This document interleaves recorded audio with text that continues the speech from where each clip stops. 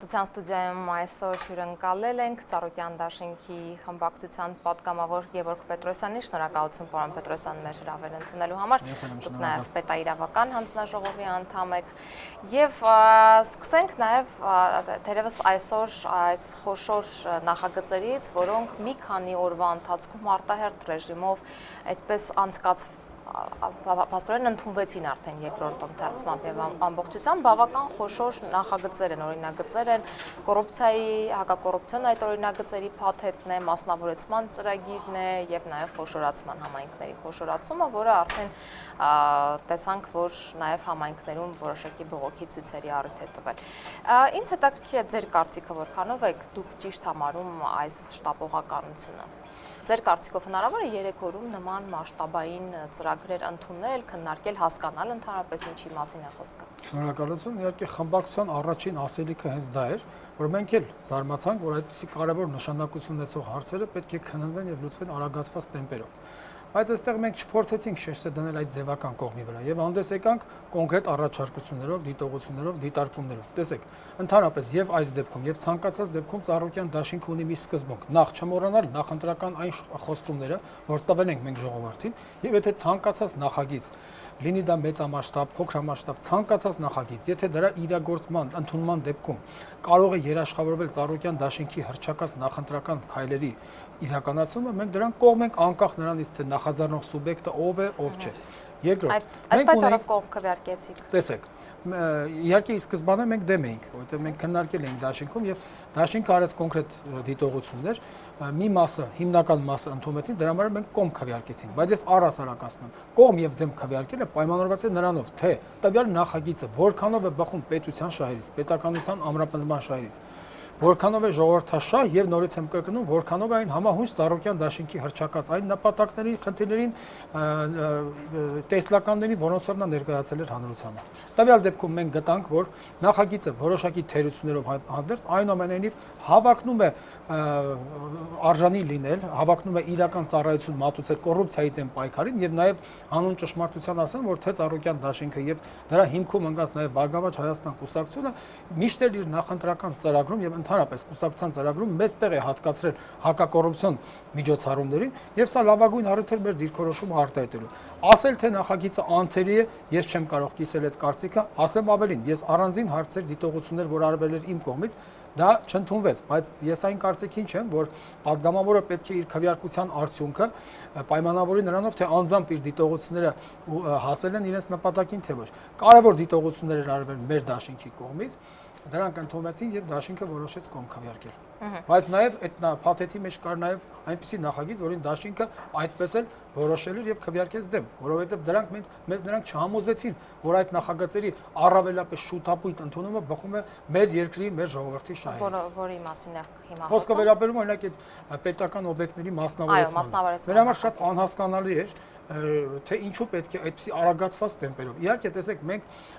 միշտ հետևում ենք Սահմանադրության տառին ոգուն եւ թե ամբողջությամբ դաշինքը եւ թե առանձին падգամավորները հարգելով անմեղության կանխավարկածի սկզբունքը մենք չէինք կարող հանդես գալ կոնկրետ, ասենք, այս կամ այն անձի հետ կապված մեղադրանքներով, բայց մի բան ակնհայտ էր, որ կա միտում եւ ընդհանրապես մեր դաշինքը կանգնած է այն ուղու վրա, որ պետք է պահպանել Սահմանադրությունը, մասնավորապես Սահմանադրության 88 հոդվածը ազգային ժողովը հռչակում է որպես ժողովրդի բարձրագույն ներկայացուցչական մարմին եւ իրավունք է վերապահում վերահսկողություն իրականացնել գործադիր իշխանության նկատմամբ։ Մենք հետեւողական ենք լինելու Սահմանադրության այս դրույթը կենսագործելու հարցում եւ փորձելու ենք հասնել նրան, որ այլևս կառավարությունը ազգային ժողովին չվերաբերի որպես իր սեփական ծրագրերի, սեփական, ասենք, այդ տպագրատուն, որտեղ ինչ ներկայացնի նույնությամբ անցնի։ Բայց դաշնակցության խմբակցության ղեկավարը հենց դա էր ասում, որ այս անգամ բերվել ոչ միայն ցուցակ է բերվել, ինչպես նախորդ ցավոք սրտի դեռևս նկատելի է այդ շունչը։ Ես նորից եմ ասում, Սահմանադրության համաձայն ազգային ժողովը ժողովրդի ներկայացուցչական մարմինն է, ոչ թե կառավարության պատվիրեն կատարողը։ Ազգային ժողովն է վերահսկողություն իրականացնում կառավարության նկատմամբ եւ ոչ թե կառավարությունը ուղղորդում ազգային ժողովին։ Դրա համար դաշինքին չհամոզեցին ինչու պիտի հիմա։ Ոչ, դաշինքին ամենևին չհամոզեցին, մեզ համար շատ հարցեր մնացին մութ, դրա համար դաշինքը հավատարիմ մնալով իր սկզբունքին, նորից եմ կրկնում, կողմ քվեարկել միայն այն դեպքում, երբ այդ ծրագրերը կոչված են ծառայել ժողովրդին պետությանը եւ եթե այդ ծրագրերը համահունչ են Ծառուկյան դաշինքի նախընտրական խոստումների, նախընտրական եւ ընդհանրապես գործող գաղափարախոսությանը։ Տեսեք, դուք խոսում եք նախընտրական ծրագրերից Ծառուկյան դաշինքի, սակայն ինքը պարոն Ծառուկյանը հենց արդեն ընտրություններից հետո խոսելով այդ ծրագրերի կյանքի կոչման մասին, ասաց ում ձայն եք տվել, գնացեք նրանց էլ պահանջեք, փաստորեն։ Խնդրում եմ պարոն Ծառուկյանի արտահայտությունը ճիշտ վերցնել։ Ծառուկյանը չի ասել ում ձայն եք տվել, գնացեք նրանցից պահանջեք, մենք էլ այսպես ասած ձեռքերներս լվանում ենք։ Ծառուկյանը ասել է հետեւյալը, որ մենք այդ 15 քայլերը ծրագիրը, որ ներկայացրել ենք, մենք ստանձնել ենք ծրագիրը ամբողջությամբ ի կատարածելու պատասխանատվությունը բացառապես այն դեպքում, երբ որ մենք վերցնենք կառավարությունը, իշխանությունը։ Բայց նաև ասել է պարոն Ծառուկյանը, որ մենք այնուամենայնիվ ձեռնամուխ ենք լինելու մեր իսկ հռչակած ծրագրերի եւ բոլոր ժողովրդաշահ նախաձեռնությունների իրականացմանը, իհարկե դրա հնարավորությունները օբյեկտիվորեն պայմանավորված են մեր ունեցած ռեսուրսներով։ Մենք չենք կարող օրենքն էլ թույլ չի տալ, եթե ես կառավարության անդամ չեմ, ես ինչպես կարող եմ գործադիր իշխանություն իրականացնել։ Այս սրա մասին է խոսել Ծառուկյանը, ոչ թե ասել է, որ եթե մեզ չի Ծառուկյանը այդպիսի բան չի ասել, որովհետեւ մեզ տվել է ահռելի քանակությամբ բնակչության վստահության քվե 430,000 ձայնը Հայաստանի Հանրապետության պայմաններում դա շատ կուսակցություններ ու քաղաքական ուժեր կերազային այդպիսի ցուցանիշ արձանագրել։ Պարզապես մենք հասկանալի պատճառներով չենք կարող 100%-ով կյանքի կոչել մեր նախընտրական ծրագիրը, եթե կյանքի ինչ որ մի փուլում կամ դա լինի հաջորդ ընտրություններում կամ ինչ որ մի իրադրությունում, եթե Ծառուկյան դաշինքին վստահվի կառավարման գործը, բնականաբար մենք ձեռնամուխ կլինենք մեր բոլոր ռեսուրսներով 100%-անոց ծրագրերի իրականացմանը։ Քանի որ մի փոքր անդրադարձանք այս հարցին, կուզենայի ճշտել կամ այդ վստահության մասին խոսեցիք, սակայն այն ինչ տեղի ունեցավ Ծառուկյան խմբակցությունում, նաև այդ մանդատները դնելու, վերցնելու պատմությունը, դուք նաև այն պատգամավորն եք, որ այդ մանդատ վայր դնելու հետևանքով հայտնվեցիք խորհրդարանում։ Դա չի կոտրում ժողովրդի վստահությունը նաև ձեր դաշինքի եւ խմբակցության նկատմամբ։ Ես ստիպված եմ որորդ անգամ ճշմարտությունը կրկնել։ Ուրեմն այն որ Ծառուկյան դաշինքի կենտրոնական առանցքը դա մեր գաղափարախոսությունն է, որը ես չեմ թաքցնում, դա հենց ուղղակիորեն կապված է Գագիկ Ծառուկյանի անձնական դրական իմիջի հետ։ Հիմա եթե մարդիկ, ասենք, ձայն են տվել այդ դաշինքին եւ նաեւ նկատի ունենալով, որ այսինչ տեխնացուն նաեւ այդ դաշինքի անդամ է, երբեմն եղել են դեպքեր, ես ընտրողների հետ հետո զրուցել եմ, որ նրանք ձայն տալով այսինչանին, իրենց մտքում ձայն են տվել Ծառուկյանին։ Այսինքն այդ դաշինքին, նրա ղեկավարին։ Հիմա վատ է, որ մեր ղեկավարը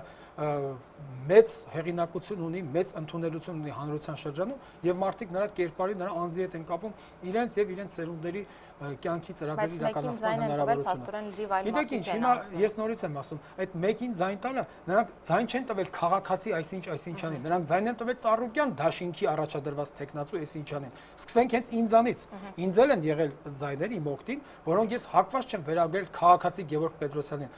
Գուցե մարդիկ եղել են, որ հենց տվել են քաղաքացի Գևորգ Պետրոսյանին, բայց քիչ չեն նաև են մարդիկ, ովքեր ձայն են տվել Գևորգ Պետրոսյանին որպես Ծառուկյան դաշինքի առաջադրված տեխնացու։ Պարոն Պետրոսյան, կարճ մի հարցի անդրադառնանք եւս այս թեման փակենք եւ անդրադառնանք արդեն ազգային ժողովի այդ հակակոռուպցիոն ընդունած օրենքին։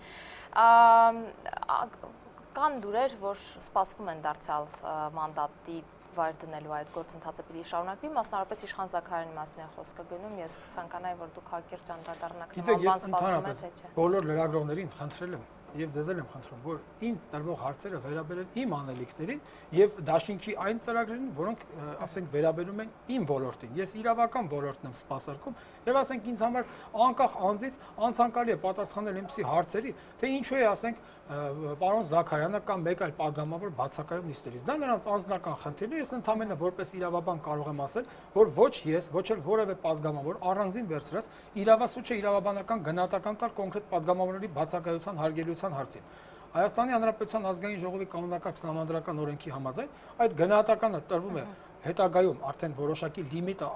սպառվելու դեպքում ազգային ժողովի խորհրդին, որն էլ իրավունք ունի ներկայացնել իր եզրակացությունը սահմանադրական դատարան համապատասխան միջոցառումներ կիրառելու համար։ Թե ով ինչ նպատակով է գալիս, ես չգիտեմ, բայց կոնկրետ կարող եմ ասել մեկ այլ բան։ Եթե այդ պահին падգամավորը չի գտնվում ազգային ժողովի նիստերի դահլիճում, ապա դա դեռ բավարար չէ պնդել, որ այդ падգամավորը տվյալ պահին եսին որտեղ զբաղված է իր կարգավիճակի հետ գործ չունեցող, կապ չունեցող խնդիրներով։ Գուցե այդ պահին այդ падգամավորը ես չեմ կարող կարող պարոն Զաքարյանի ծրագրերի մասին խոսել, ես ինձ իրավունք չեմ վերապահում։ Ես կարող եմ խոսել մեր դաշինքի անելիքների մասին, բայց ոչ կոնկրետ անձանց անձնական ծրագրերի։ Հիմա անդրադառնանք այդ հակակոռուպցիոն օրենսդրական փաթեթին, որի մեջ կա նաև ազդարարման մասին նոր օրինագիծ, նախատեսվում է այդ ազդարարի ինստիտուտը ներդնել, այսինքն փաստորեն պիտի լինեն ներքին, արտաքին ազդարարներ, նաև անանուն ազդարարման էլեկտրոնային համակարգ, եւ այս հարցը բավական լուրջ թեժ քննարկումներ առաջ բերեց ազգային ժողովում։ Ես հիմա առաջարկում եմ դիտել մի փոքր տեսանյութ, ապա կվերադառնանք եւ կքննարկենք։ Չնայած իշխող հանրապետականն ընդդիմության հետ միաձայն այսօր ընդունեց ազդարարման մասին օրենքը, որը թույլ է տալիս կոռուպցիոն հանցագործությունների մասին ազդարարել տարբեր մարմիններին, նաև անանուն հաղորդումներ տալ, ազգային ժողովի փոխնախագահ, օրենքին կողմ քվեարկած հանրապետականի խոսնակ Էդուարդ Շարմազանովն այս գործիքից չի օգտվի։ Ազատության հետ զրույցում Շարմազանովը նշեց, թե ճիշտ չէ, որ օրինակ գործընկեր падգամավորները միմյանց դեմ թաքուն հաղորդումներ ներկայացնեն, ճիշտը աչքերի մեջ նայելն ու խոսելն է։ Քանի որ դուք կողմ եք արտահայտվել այդ ազդարարման համակարգին, սա կարող է աշխատել հենց ազգային ժողովի ներսում, այսինքն падգամավորը տեսնելով, որ իր գործընկերը ինչ որ կոռուպցիոն ռիսկերի մեջ է, դա դուք հնարավոր համարում եք, որ падգամավորները падգամավորների վերաբերյալ նման հաղորդումներ ներկայացնեն։ Ես կարծում եմ, падգամավորները եթե խնդիր կա, ինքը պետք է ինքը իր անգերոջ աչքերին նայի եւ ուղիղ իր հետ խոսի, այլ ոչ թե գնա թաքուն մեկ այլ մարմինին ասել, որ մենք բոլորս ընտրված ենք ժողովրդի կողմից եւ շատ ավելի ճիշտ ու ազնիվ կլինի, երբ որ դու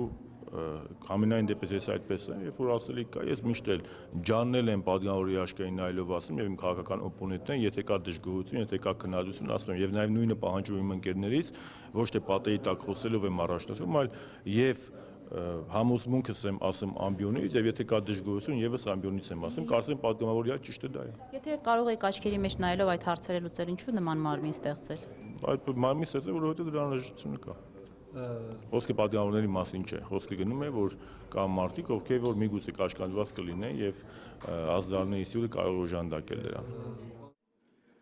Կոալիցիոն գործընկեր Դաշնակցություն խմբակցության ղեկավար Արմեն Ռուստամյանը դժվարանում է ասել, արդյոք падգամավորների դեմ կազդարարեն եւ կոռուպցիոն հանցագործությունների մասին հաղորդումներ կներկայացնեն։ Ամեն դեպքում ըստ Ռուստամյանի այդ հնարավորությունը տրված է եւ պետք է զգույշ լինել։ Падգամավորները падգամավորների մասին կազդարարեն։ Բոլորն էլ կարող են ազդարարել, բայց ես չգիտեմ ով մասին կազդարարի, այդ չեմ կարող այդ կանխատեսումն անել, բայց այդ հնարավորությունը տրված է եւ կարծում եմ հիմա բոլորը պետք է զգույշ լինեն, որովհետեւ իրական մոնիտորինգ կարող է առաջանալ։ Ես նաեւ կարծում եմ, որ այդ խրախուսման մեխանիզմները ազդարարման որ գոյություն ունեն, դրանից շատերը կարող են օգտվել։ Օրական 4 բան ազդարարես բավականին լուրջ գումար կարող է ստանալ։ Հիշեցնենք, սակայն այս օրենքի ընդունման ժամանակ դաշնակցական падգամավոր պետաիրավական հանձնաժողովի անդամ Անդրանիկ Կարապետյանի ելույթը ցնցել էր շատերին, ով խորհրդարանի ամբիոնից հայտարարեց, թե օրենքում տեղ գտած հանցագործության ազդարարման մասին դրույթը նման է գործ տալուն։ Իմ կարծիքով ազդարարի ինստիտուտը մեզ հայերիս հարիր չէ, որովհետև երեք երբ որ այս օրենքը ես կարդում էի, առաջին հերթին իմ միտքս եկավ այն գաղափարը, որ ժողովրդական խոսքով ասած, սա գործ տալու ինստիտուտ է։ Օրենքին կողմ քվեարկած Դաշնակցություն խմբակցության ղեկավար Արմեն Ռուստամյանը սակայն վստահեցնում է, իր գործընկերոջ Անդրանիկ Կարապետյանի խոսքը աղավաղել են։ Ինքը ուզում էր ասել, որ առաջի անգամը լինելով սա իջարես չօգտագործվի։ Այսինքն չդառնանք այն վիճակը, որ ունեցել ենք 37 թիվ օրինակի համար, մարդկանց բռնելու համար, աքսորելու համար իրար վրա այսպես բաներ էին տալիս անհիմն զրպարտություններ, զրպարտագրեր եւ այլն։ Այսինքն կլաուզնիկների այս շրջանակը սրանով չակտիվացնենք։ Այդ մտահոգությունը կա, որտեղ առաջի անգամ է սա գործի դրվելու, բայց այդքան է, մնացածը ես կարծում եմ ինքը իհարկե հավատում է եւ մեր խմբակցությանն էլ դիրքորոշումն ա եղել, որ այս հակակոռուպցիոն պայքարի այս մեխանիզմը պաշտպանի։ Նա մեր ներկայացուցիչն ա եղել պետաիրավական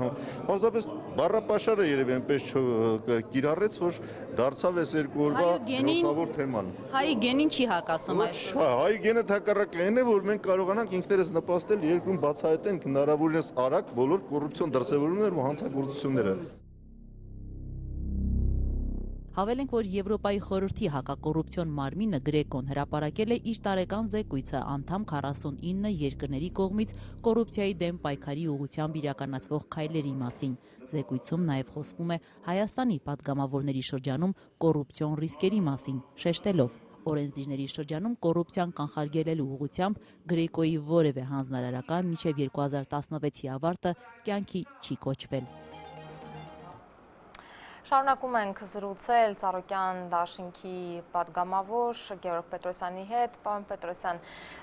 լսեցինք, փաստորեն այս ազդարարման համակարգը շատ թեժ քննարկումներ է հարուցել, մասնավորապես այն անգամ հենց պատգամավորական ամբիոնում համեմատվեց գործ տալու հետ։ Դուք Ծառուկյան դաշինքը ինչ եք կարծում, աղերսներ կան։ Ես այլոց մեկնաբանությունները մեկնաբանելու ցանկություն չունեմ, ամեն մարդ հանդես է եկել իր կարծիքը արտահայտելու իր սահմանադրական իրավունքով, որից օգտվում եմ նաև ես։ Ասեմ ձեզ, ընդհանրապես ես ունեմ մի կողմնորոշում, որ ցանկացած երևույթ, ցանկացած ինստիտուտ, եթե մենք ուզում ենք, ասենք, ներառել, փոխարել օտարերկրյա պետությունների իրավունքներից, մենք պետք է անպայման չփորձենք դա մեխանիկական արհեստական տրանսպլանտացիայի ենթարկել, այլ տեղայնացնելու պայմանները ուսումնասիրել։ Կարծում եմ ազդարարի ինստիտուտը առաջին հայացքից խորթ է, իսկապես մեր սովորություններին, մեր սովորույթներին խորթ է, բայց այն ճիշտ ներդնելու դեպքում կարծում եմ կարող է դրական էֆեկտ տալ։ Համենայն դեպս մենք ոչ մի գաղափարի ինքնին դեմ չենք, մենք պատրաստ ենք գաղափարը նայել, տեսնել, քննարկել, ոչ մի օրենքի սկզբանե լրիվ կատարել չի, ցանկացած օրենք թեկուզ առաջին հայացքից կարող է երևալ կատարել, բայց դրա գործողության առաջին իսկ օրերին, ամիսներին որոշակի թերությունների հայտնեն։ Կարծում եմ, որ եթե իրավապահ մարմինները գտնվեն իրենց բարձրության վրա, հետևեն օրենքի տառին, ազդարարները մի քիչ բարեխիղճ գործեն, ինստիտուտը կկայանա։ Համենայն դեպս նաև այն համոզմունքին եմ, որ ազդարարի ինստիտուտը կոչված է ծառայելու այն գաղափարին, որ առհասարակ կոռուպցիայի դեմ պայքարի գործում քաղաքացիական մասնակցությունը պետք է ավելանա եւ իսկապես հանցագործությունների բացահայտումը ավելի կշահի, եթե դրան նորից եմ կրկնում օրենքով սահմանված կարգով եւ բարեխղճորեն ներգրավեն քաղաքացիները, տվյալ դեպքում նաև ազդարարի կարգավիճակով։ Այս օրինագիծը երբ մտնի ուժի մեջ, այն կարծես թե աստիճանաբար պիտի մտնի տարբեր հատվածները տարբեր ժամանակներում, բայց ամեն դեպքում հաջորդ տարի դա պիտի որ արդեն լինի ուժի մեջ եւ դուք հույսեր կապում եք, որ օրինակ կոռուպցիան կկրճատվի այս եթե որևէ մեկը այսօր այստեղից կամ որևէ այլ ամբիոնից հայտարարի, որ ինքը գիտի կոռուպցիան իսպառ արմատախիլ անելու բանաձևը, ես մեղմ ասած նրան չեմ համարի ճշմարտախոս։ Իհարկե պետք է ձեռնարկել ամեն ինչ, պետք է հետևել միջազգային փորձին, պետք է կարողանալ իսկապես բոլոր ռեսուրսներով հասնել դրան, որովհետև ի թիվս այլ հիմնական պատճառների Հայաստանի Հանրապետությունում, երբ որ այդպես էլ վերջնականորեն չի ստացվում կառուցել սոցիալական, իրավական, ինքնիշխան եւ ժողովրդավարական պետություն, այստեղից չար գործը միշտ անում է կոռուպցիան։ Պարզապես ես նաև այն մոլորությանը չեմ ուզում տուրք տալ, թե կոռուպցիան հնարավոր է կանխարգելել, ինչ որ մարմիններ ստեղծել, նրանց ինչ որ ընդհանրացակ լիազորություններ տալ։ Դա նաև մտածողություն է ցավոք սրտի եւ պետք է փորձել ամենից առաջ քաղաքացիների ուղեղից հանել այն մոտեցումը, որ չի կարելի որևէ հարցի հասնել կոռուպցիոն ճանապարհով։ Դժբախտաբար այսօր քիչ չեն այն քաղաքացիները, ովքեր կարող են այս ու այն ածանից ձևականորեն քննադատել կոռուպցիան, բայց կոնկրետ երբ որ հարցը հասնում է իրենց այս կամ այն կոնկրետ խնդիրը լուծելուն, իրենք չեն զարանում կոռուպցիոն ճանապարհ ընտրելուց։ Այսինքն մենք պետք է սկսենք բացի զուտ իրավական բարեփոխումներից, նաև հոգեբանական ազդեցություն ունենալ, որ մարդկանց մտածողությունից դուրս գա կոռուպցիան որպես հարցեր լուծելու միջոց երկրպագելու մոտեցումը։ Դրան հետ միասին, եթե կիրառվեն նաև իրավական մեթոդներ, դրա հետ միասին, եթե լինի բավարար քաղաքական եւ պետական կամք, որը հանուն ճշմարտության այսօր անբավարար է, կարծում եմ ցանկալի արդյունքը երկար սպասեցնել չի տա։ Դուք ինքներդ աչքերի մեջ կնայեք, կասեք, թե ես իմ հարցերը չեմ լուծում մարդկանց աչքերի մեջ նայելով։ Ես իրավաբան եմ եւ ես հարգում եմ իրավունքի իմ համար ընդգծված սահմանները, ընդհանրապես մեր դաշինքը փորձում է ամեն ինչին հասնել սահմանադրության, օրենքների ճանապարհով, աչքերին նայելը իհարկե էլի մարդկանց համար է, բայց աչքերին նայելով կոռուպցիայի խնդիրներ չեն հաղթահարում։ Շնորհակալություն, շնորհակալ եմ մեր հրավերն ընդունելու համար։ Ես հիշեցնեմ, որ այսօր Ազատության ստուդիայում հյուրընկալել էինք Ծառուկյան դաշինքի խմբակցության պատգամավոր Գևորգ Պետրոսյանին։ Շարունակենք թողարկումը։